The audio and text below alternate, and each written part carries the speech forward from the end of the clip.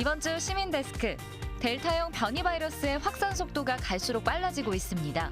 시청자 비평 리뷰 Y시간, 델타 변이 바이러스 관련 소식을 전한 YTN 보도를 살펴봅니다. 오늘 에필로그 Y에서는 탐사보고서 기록이 전하는 새로운 이야기, 쇠퇴하는 수산물 도매 시장의 구조적 문제를 알린 김지환 기자를 만나봅니다. 시청자 브리핑 시시콜콜 위클리픽, 부족함 없는 방송을 위한 그날까지 시청자 의견에 YTN이 응답합니다. 시청자 여러분 안녕하십니까? 시민데스크 박광렬입니다. 39년 만에 7월에 찾아온 지각장마가 말썽입니다. 최근 잦은 국지성 호우에 전국 곳곳에서 크고 작은 비 피해도 잇따랐는데요. 이 벼락을 동반한 물폭탄이 당분간 지속된다고 하니까요. 시설물 관리에 유의하셔서 인명 피해는 물론 재산 피해 발생하지 않도록 사전 대비 꼼꼼하게 하셔야겠습니다. 이번 주 시민데스크 시청자 비평 리뷰 Y로 시작합니다.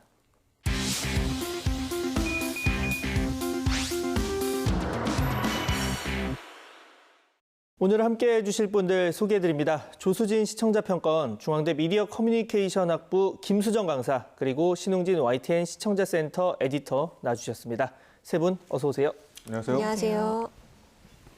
자, 이번 주 평가원님께서 발제해주신 주제부터 들어보겠습니다. 오늘은 YTN 어떤 보도 살펴주셨을까요? 네, 최근에 코로나 바이러스 감염증 그 확산세가 좀처럼 꺾이지 않고 있습니다. 네. 근데 그 원인 중에 하나가 이제 델타 변이 바이러스로 주요 원인으로 꼽히고 있잖아요. 그래서 YTN이 시청자에게 과연 이 변이 바이러스와 관련해서 제대로 된 정보를 제공하고 있는지, 또 코로나 초기 때처럼 너무나 공포나 이런 것들을 좀 조장하고 있지는 않은지 이런 것들을 좀 살펴보겠습니다. 네.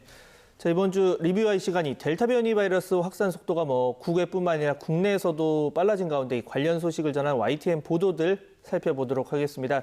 지금 국내에서도 말씀드린 것처럼 이 델타형 확진 비율이 높아졌지만 전 세계적으로도 확산 속도가 아주 무섭습니다. 그런 만큼 이 외신 소식을 전한 YTN 보도들도 많았는데요. 먼저 평가님께서 살펴주신 관련 보도 분석부터 들어볼까요? 네, 분석하기에 앞서서 이 5월 말부터 한 6월 초 네. 이때부터 그 델타 변이 바이러스에 대한 보도가 좀 우리 언론에서 구체화됐다라고 보이는데요.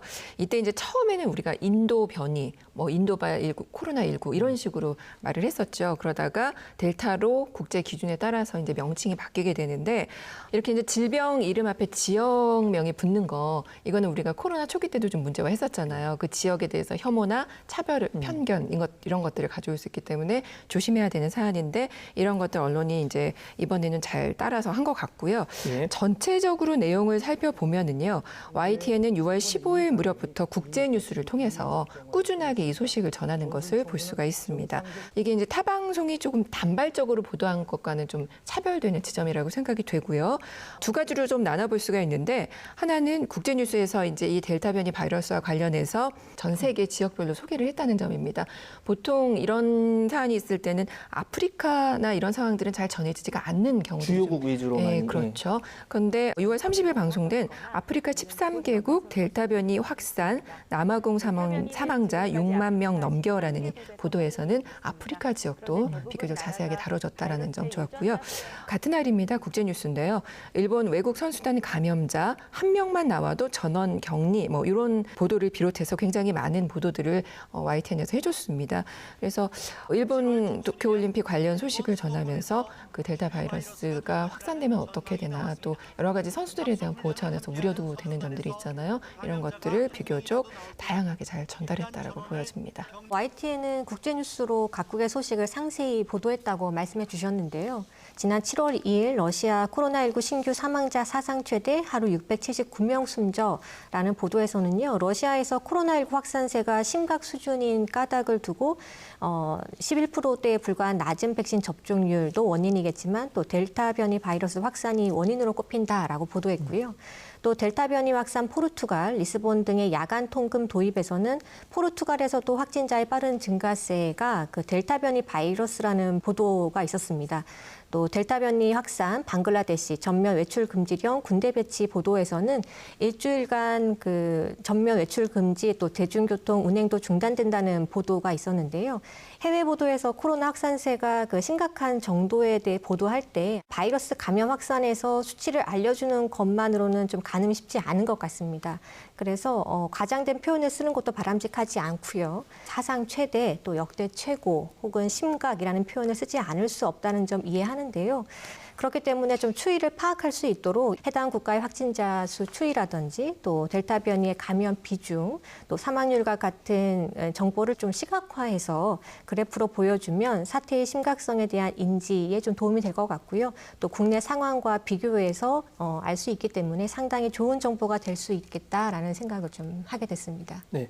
제가 들어오기 전에 원고 보면서 참 맞는 말씀이라는 생각을 했는데 사실 저희도 뭐 역대 최고 최다 뭐 이런 표현을 안 쓸 수는 없어요. 제목 같은데 이제 쓸 수밖에 없는데 그럴수록 내용을 더 충실하게 예를 들어서 뭐 1,000명에서 1,001명이 됐는데 최다다 이런 거랑 이제 정말 유의미하게 는 거랑은 좀 다른 부분이 있을 수 있고 마찬가지로 어떨 땐 저희가 700명대다 해서 봤는데 799명 뭐 이러면 좀 그 내용만 가지고 보기에는 오해의 소지가 있겠죠. 그래서 뭐 일주일 평균 추세처럼 좀 세부 지표, 뭐 그래프 등을 통해서 더 보여주는 게 필요하다라는 생각을 했었는데 뭐 말씀에 공감을 하고요. 자, 에디터님께서는 이런 지적에 대해서 좀 어떻게 평가하시겠습니까?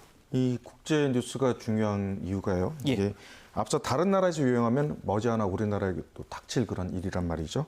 또 이 미리 대비하기 위해서는 특히 해외 동향을 안 살펴볼 수가 없습니다. 우려했던 대로 결국 한국에도 이제 상황이 악화됐고요. 예. 그런 면에서도 좀 들여다봐야 되는 게 이제 국제 뉴스인데요. 근데 그 YTN에서 체크해야 될 나라가 뭐 한두 곳이 아닌데다가 이 수치가 한국뿐만 아니라고 각국에서도 매일매일 이제 시시각각 변하고 있기 때문에 이걸 바로바로 그래픽으로 반영하기는 굉장히 어렵습니다. YTN의 특파원은 지금 현재 워싱턴, 도쿄, 그리고 베이징 이렇게 세 군데 나가 있고요. 근데 거기 특파원들과 국제부 기자들이 최우선적으로 지금 코로나19 상황을 지켜보고 있거든요. 빠르면서도 또 정확하게 또 그리고 눈에 잘 보이는 그래픽을 통해서 알기 쉬운 뉴스를 전달할 수 있도록 최선을 다해서 해보겠습니다. 네. 특히 해외 사례는 수치가 말씀하신 것처럼 지속적으로 변하다 보니까 저희가 할 때 며칠 몇 시 기준 이렇게 해서 보도를 하긴 하는데 또 24시간 뉴스다 보니까 그렇다 보면 좀 예전 이제 자료가 되기도 하거든요. 그런 부분에서 좀 고민이 있는데 그래도 좀 흐름을 설명하는 노력이 게을리돼서는 안 되겠다는 생각이 들고요. 자, 이 밖에도 지금 델타 변이 바이러스를 주제로 다양한 기획 프로그램이 제작되고 있습니다. 자, 살펴주신 내용들 먼저 들어볼 텐데요. 네, 평가원님께서 네. 준비해 주신 내용이요. 그 더 이슈 진단 코로나19라고 해서요. 예. 그 델타 변이의 역습 재유행 촉발하나라는 기사를 통해서 YTN이 좀 일찍부터 경각심을 불러일으키는 그런 기사들을 다뤘습니다. 그리고 연결성 있는 기사를 통해서 다각적으로 보여주기 위한 노력이 좀 돋보였는데요. 예를 들면 뭐 국제 뉴스와 우리 사회 뉴스와의 좀 연결해서 네. 그다음에 남아공 호주 봉쇄령 소식 이런 것들을 계속 전하면서 그 사안의 심각성을 좀 다각도로 보여주려는 노력들이 있었고요. 또 영업시간 모임 기준 완화, 이게 방역 완화에 대한 이야기가 나오면서부터 사실 조금 느슨해지기 시작한 면도 없지 않아 있다라는 얘기들이 나오고 있는데요. 이럴 때 이제 우려의 목소리를 전하는 노력을 지속적으로 해왔다라고 보여집니다. YTN 월드에서 방송된 글로벌 리포트죠. 7월 3일 보도되었던 젊은 층 강타한 델타 변이 영국 봉쇄 해제 연기 리포트를 보면 영국의 경우 성인의 60%가 2차 접종까지 완료했지만 아직 백신을 맞지 않은 젊은 층에서 코로나 확산이 거세진다라고 했습니다. 이 때문에 그 방역 조치 해제를 한 달 연기했고 또 젊은 층 백신 공고에 나섰다고 하고요. 또 한국도 이 상황과 크게 다르지 않은 것 같습니다. 아무래도 그 코로나로 지친 피로감을 곧 해결할 수 있을 것이라는 기대가 높아지면서 좀 자연스럽게 모임이 늘고 사회적 거리두기가 느슨해진 감이 있는 것 같습니다. 델타 변이는 알려진 바로는 좀 전파력이 워낙 강해서 스치기만 해도 감염될 수 있다고 할 정도로 확산이 좀 염려되고 있는 상황이죠. 네, 그만큼 좀 일상으로의 복귀가 간절해서 그렇겠지만 그럼에도 뭐 방역 의식이 그 때문에 느슨해져서는 안 되겠죠. 자, 저희가 지금 YTN 뭐 월드나 또 YTN 사이언스에서 관련 프로그램이 제작이 되고 그 프로그램이 저희 YTN 채널을 통해서도 방송이 되기도 합니다. 이렇게 전문 분야 다루는 인력 그리고 채널이 있다는 건 뭐 잘만 저희가 활용을 한다면 아주 충분한 강점이 될 수 있을 것 같다는 생각도 드는데요. 자, 에디터님 의견 들어볼까요? 이 월드 채널에서 이 기사를 보내는 이 리포터 분들은 네. 그 현지에서 쭉 사셨던 분들이에요. 그러니까 어찌 보면 보통 임기 3년인 특파원들보다 또 오히려 더 전문성이 있다라고도 볼 수 있거든요. 예.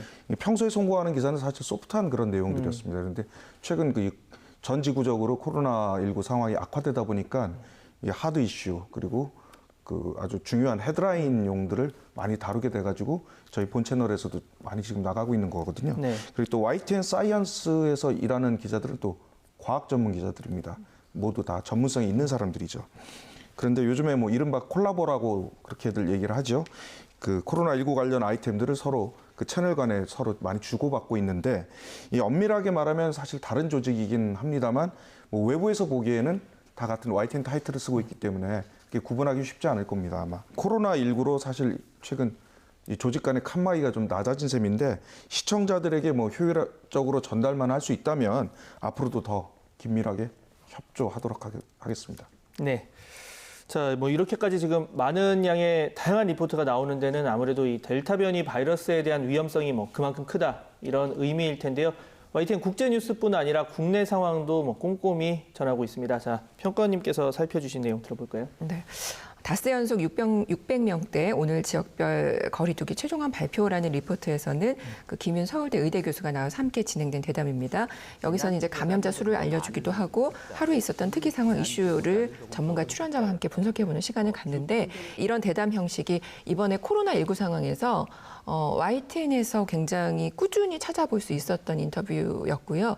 특별히 이제 좀 신뢰할 수 있을 만한 그런 의학 전문 분야에 계신 분들이 단회성 출연이 아니라 지속적으로 출연하면서 꾸준히 하면서 이렇게 인터뷰를 해주시는 것을 봤거든요. 그래서 이런 점들 델타 바이러스 변이가 이제 이 우세종이 될 거라는 관측을 이미 이른 시기에 해주셨었고요. 그러면서 이제 궁금증, 뭐 검사 방식, 발생 추이, 뭐 백신 효과 이런 것들을 아주 자세히 다뤄주셨습니다. 그래서 아까 말씀드렸던 그 정보성. 이라는 언론의 역할 잘했다라고 볼 수가 있겠고요. 이처럼 이제 YTN의 경우 계속해서 꾸준하게 이렇게 다뤘고요. 여기 출연하신 전문가들의 얘기를 들어보면 사실은 그 방역 완화 지침이 거론되기 시작했을 때 심리적으로 느슨해지고 이럴 때 굉장히 좀 분노까지는 그렇지만 그런 반발도 전문가들 사이에서는 있었단 말이에요. 예, 우려 많이 하셨었죠. 그래서 그런 인터뷰가 계속 나가기는 했었습니다. 그런데 지금 상황을 보면 그때 얘기를 조금 더 강하게 선제적으로 했었더라면 어땠을까? 그럼 YTN이 조금 더 큰 역할을 하지 않았을까? 하는 그런 좀 아쉬움이 있었습니다. 사실 모든 건 이제 결과에 따라서 또 가기도 하는데 네. 이 그분들은 이제 또 방역 전문가들이고 또 경제 측면이나 뭐 그런 부분에서는 다른 생각이 있을 수 있다 보니까 그 두 균형을 맞추는 게 정말 중요한데 참 그게 쉽지 않았던 것 같아요. 결과적으로는. 정책 결정자들도 매우 고민이 많았을 겁니다. 그런 우려를 몰랐던 건 아니었을 테고요. 네, 그런 내용을 저희가 보도함에 있어서도 그래서 굉장히 이제 고민이 많았고 균형 있게 보도를 한다고 했는데 좀 아쉬운 측면이 있었다는 말씀을 들어봤고요. 자, 다음 박사님 얘기 들어볼까요? 네, 그 제보는 Y, 백신 접종 사각지대 한방병원, 보건소 와서 맞아라, 보도와 방역 당국의 그 대처를 잘 연결한 대담도 유익했었는데요. 뉴스라이브, 확산세의 변이 위기감 고조, 7월 방역 시험대, 대담에서 주목했던 부분은 고령자가 많은 그 한방병원 같은 곳에 자체 접종이 불가능하다는 제보가 와서 이제 여기에 대해서 의견을 나누는 것이었거든요. 고령층이면서 위중하신 분들이 그 백신의 우선 접종 대상이 될 수 있게 해야 한다라는 원칙에서 그 한방병원과 같이 좀 생각하지 못했던 사각지대가 있었었고 이것을 YTN에 이제 시민이 제보를 했고 또 이에 대해서 언론이 꼼꼼하게 들여다봐야 한다라는 점을 공론화했다라는 점에서 유익한 보도라고 봤습니다. 또 대담 내용 가운데서는요, 그 역학조사에 응하지 않거나 또 검사를 받으라고 해도 잘 검사를 받지 않거나 또 거짓말을 하는 경우들이 증가하고 있다. 지금 이제 현실적인 좀 문제죠. 그런 지적이 또 나왔었는데요. 이러한 그 잘못된 개인 행동이 지역 감염에 얼마나 위험한가를 그 전문가 대담에서 좀 계속적으로 반복해서 강조해 줄 필요가 있는 것 같습니다. 대담에서 이제 이런 부분들을 항상 강조해 주었다라는 점에서 매우 필요한 보도였다라고 생각했습니다. 저희 리뷰아이에서 이 대담 관련 얘기가 참 많이 나오는데 모처럼 좀 대담에 대한 순기능이 얘기가 나와서 참 좋은 것 같습니다. 자, 에디터님께서는 이 두 분의 의견 어떻게 들으셨습니까? 사실 이제 정치 관련 대담 프로그램은 이제 갈등의 입장에 있는 이제 여야 관계자들이 나오기 때문에 좀 이렇게 방송이 끝나고 나면 뭐 어느 쪽이 편파적이다 이런 식의 항의를 사실 매일 아주 자주 듣고 있습니다. 그런데 이 코로나19 관련 대담이 끝나면 이 불만보다는 이제 좋은 정보를 제공해줘서 고마웠다라는 그런 인사를 많이 받고 있거든요. 그리고 다행히 또 오늘도 모두 다 긍정적으로 관련 보도를 평가해 주셔가지고 네. 최근에 뭐 그 더 많은 분들께서 YTN 보고 계시는 것들이 뭐 여러 가지 지표로 확인이 되고 있고요. 이 현재 YTN 취재진들도 뭐 매우 열심히 하고 있습니다. 지금 이 델타 변이 때문에 이제 긴장의 끈을 더 저희가 조여야 할 그런 시점이긴 한데 신속한 보도 물론 중요하죠. 근데 YTN도 여러 번 그 초기에 비판을 받긴 했습니다만 이 성급하게 뉴스를 내보내지 않도록 계속 주의하고 있습니다. 이제 어렵지만 빠르면서도 이 정확한 이 정보를 전달할 수 있도록 하겠습니다. 네. 자, 오늘 나눈 대화 내용 정리하면서 마무리하겠습니다. 자, 마지막으로 이것만은 꼭 명심할 수 있도록 요약해 주신다면요. 먼저 평가원님. 네. 변이 바이러스 보도, 코로나19 초기 보도의 실수를 반복하지 말자라고 말씀드리고 싶은데요. 우리 언론이 초기, 그 코로나 초기에 생각해보면 공포, 불안감, 내지는 또 검증이 안 된 내용들, 그리고 보도 용어를 통해서 혐오를 부추기 등 뭐 여러 가지 문제들 지적됐었지요. 이런 문제들이 또다시 반복되지 않기를 바랍니다. 네. 실수를 반복하지 말자라는 한 줄 평 들어봤고요. 다음으로 박사님 한 줄 평 들어볼까요? 네, 불확실한 신종 감염병 보도일수록 과학적 근거를 바탕으로 보도해야 합니다. 이럴 때일수록 추측, 과장 보도는 상당히 위험합니다. 의학적으로 밝혀진 것과 또 그렇지 않은 것을 구분해서 차분하게 전달하는 것이 혼란 상황을 줄이고 또 예방 대책을 세우는 데 효과적입니다. 자, 그래서 두 분 말씀 이제 요약을 하면 뭐 과장, 공포 조성 안 되겠고 그렇다고 축소도 안 되겠죠. 이 문제 해결을 위해서 어디까지나 과학적 근거에 바탕을 두고 보도를 해달라는 말씀까지 들어봤습니다. 자, 오늘 이 세 분의 분석과 해설 말씀 잘 유념해서 YTN 보도와 프로그램 개선에 앞장서겠습니다. 세 분 오늘 말씀 감사합니다. 감사합니다.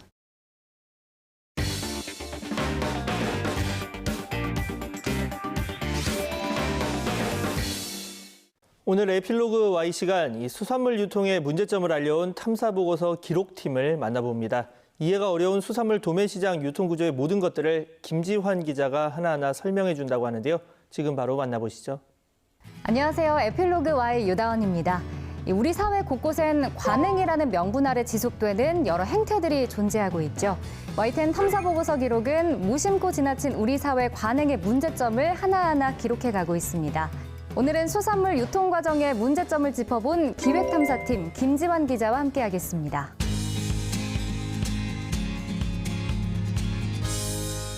네, 어서 오세요, 기자님. 반갑습니다. 지난번에 기획탐사팀의 김웅래 기자께서 출연을 하시면서 다음 편에 대한 스포를 조금 해주셨거든요. 이제 돈과 관련된 이야기다라고 하셨는데 이번에 탐사보고서 기록을 보니까 이제 수산물 유통 과정의 문제점에 대해서 짚어주셨더라고요. 이 주제를 좀 선택하게 되신 이유가 있었나요? 처음에는 저희가 제보를 받았었어요. 네. 그래서 이제 수협 직원분의 이제 제보였는데 본인이 뭐 이렇게 자금 관리를 하던 중에 그게 이렇게 잘못돼서 이제 수협 측과 이제 뭐 고소 고발 있고 뭐 고발도 당했다 이런 식으로 저희한테 처음에는 그렇게 좀 단편적인 단순한 제보여서 저도 이게 어떤 내용인지 이렇게 알아보던 중에 그러면 왜 이렇게 자원 관리를 하는데 이게 돈이 비었지? 그럼 돈이 비는 과정에 그럼 왜 이 사람들한테는 외상을 줬지? 이런 네. 식으로 저희가 파고 파다 보니까 이게 수산물 유통 구조에 좀 문제점이 있더라고요. 네.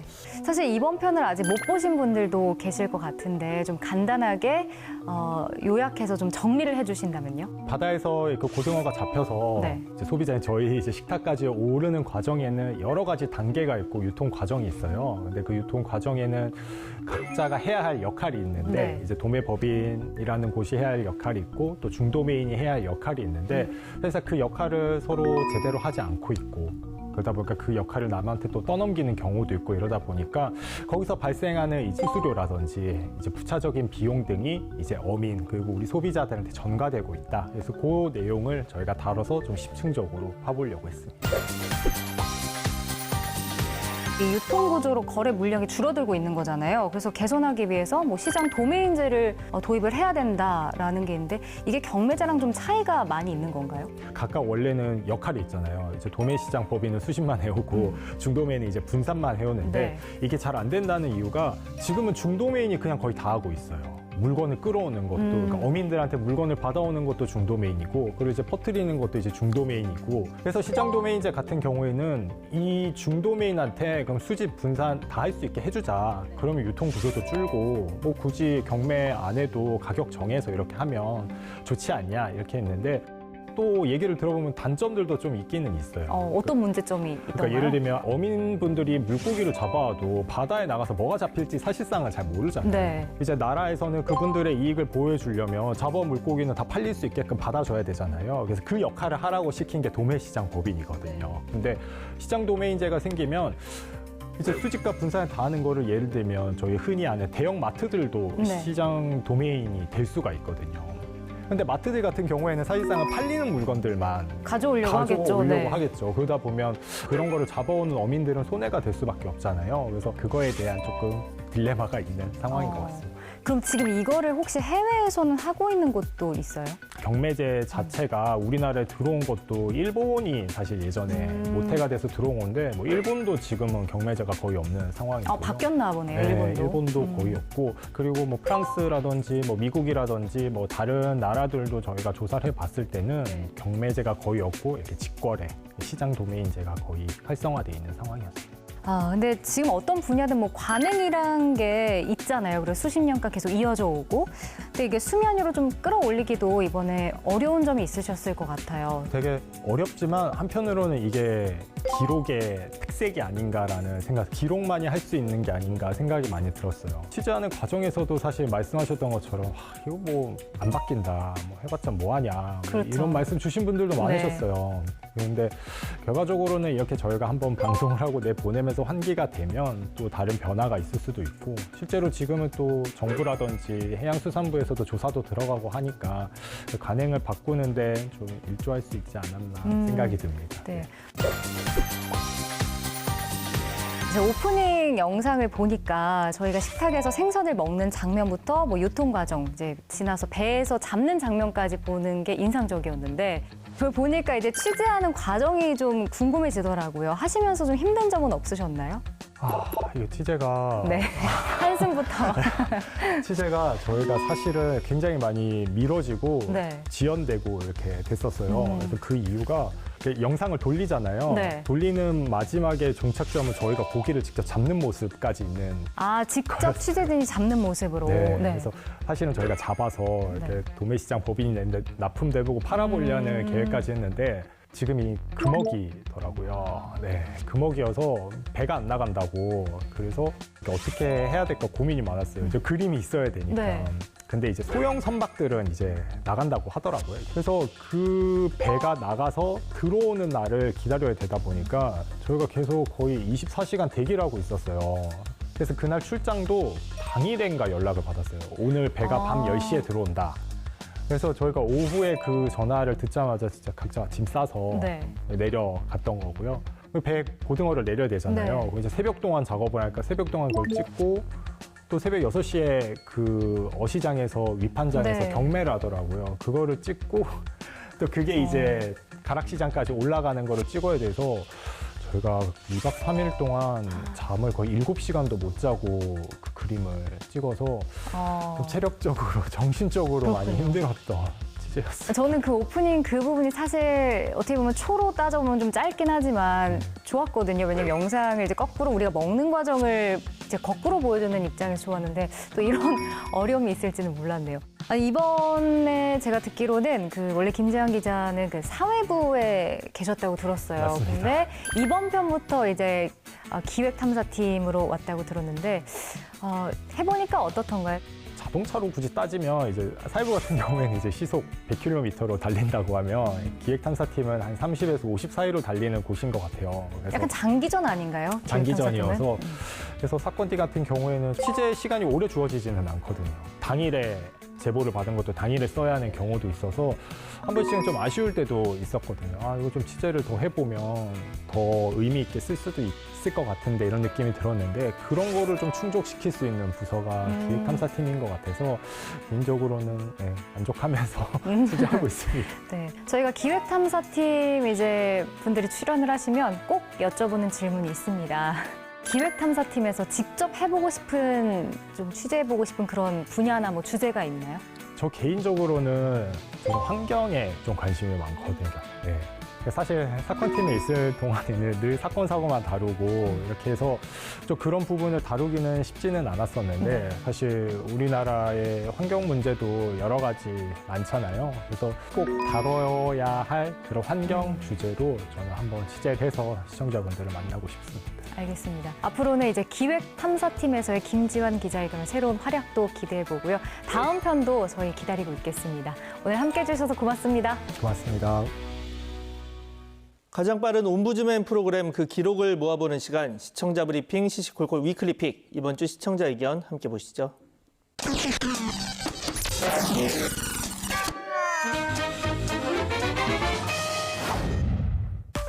7월 2일 뉴스 대담과 관련한 시청자 전화 듣겠습니다.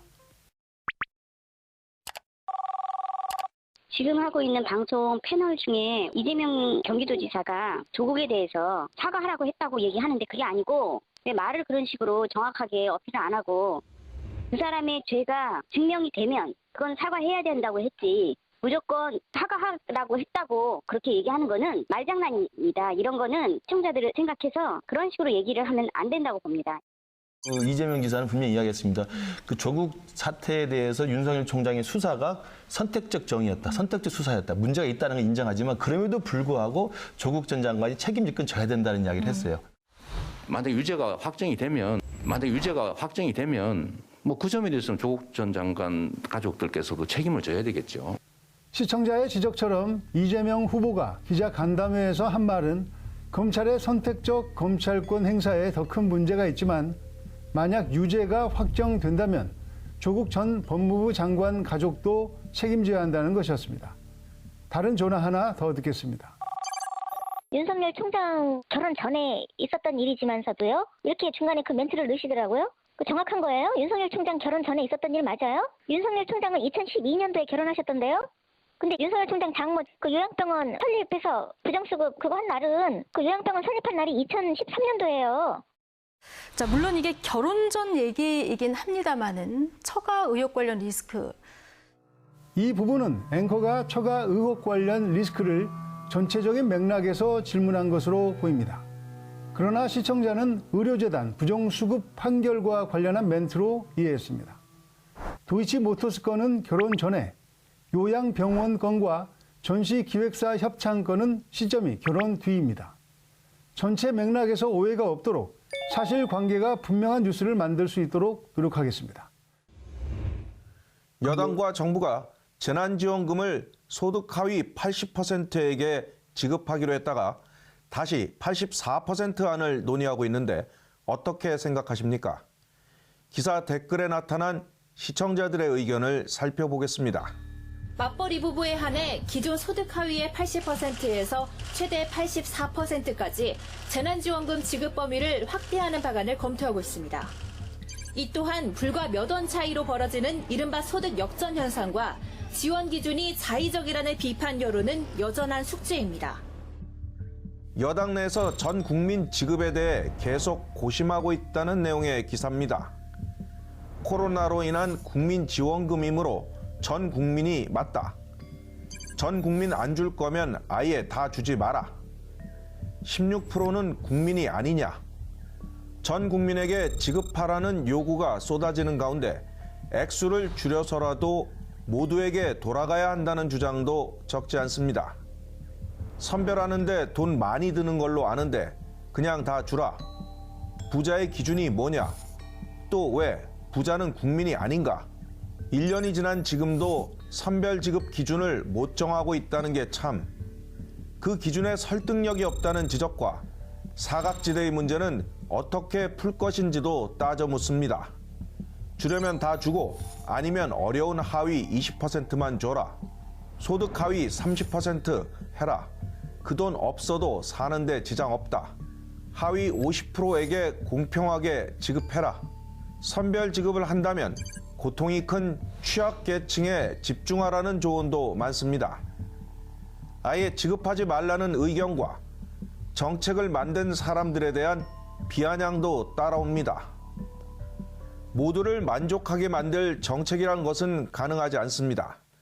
그런데 댓글을 보면 지금의 반발은 단순하게 재난지원금을 받지 못하는 16%의 불만만은 아닌 것 같습니다. 지금까지 시청자 브리핑 시시콜콜입니다.